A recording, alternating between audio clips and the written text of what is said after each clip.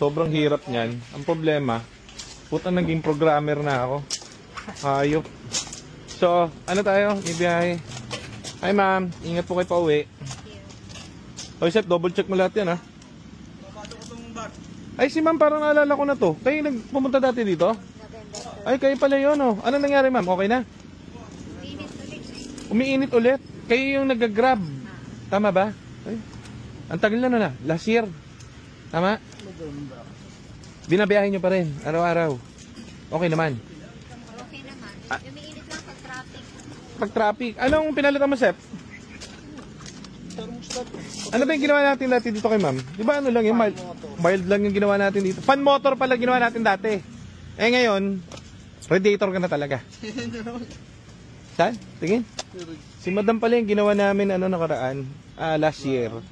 So, tatagas na rin sa baba. oo nga ano. Eh talagang ano eh, kasi tignan mo yung mileage niya, ang taas. Araw-araw to ma'am, no? Kayo talaga nagbabiyahe? Pwede ba sa Grab ang EcoSport? Habol daw. Ako lang yata sa EcoSport. Kayo lang naka-EcoSport? Kayo lang sikat dun ah. Ilan ang mileage niya? Oh yan, kita nyo si ma'am, nag-Grab. Ang pinalitan dito, radiator, last year, ang pinalitan namin dito, yung fan lang kasi nag-overheat kayo nung dumating kayo rito, di ba? Pinalitan namin yung fan, nag-okay na, nabiyahin nyo na siya, no? So after ngayon, so syempre, wear and tear ng kotse, mas maganda kasi doon nung una, pinalitan namin to lahat. Yung cooling system niya, kaso, nagmamadali sila nun, saka, babiyahe si madam nun. So ngayon, ito pinalitan na yung mga tangke, yung buong cooling system, ang pinalitan sa inyo, ma'am, no? O, pwede na ulit pang biyahe yan. Ma'am, thank you. Ingat po kayo sa Grab. Eh, si ma'am sa Grab, ano yun?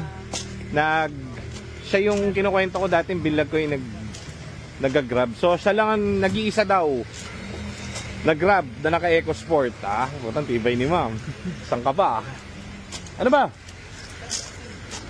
Dito. Okay. So, titestingin natin ngayon to guys.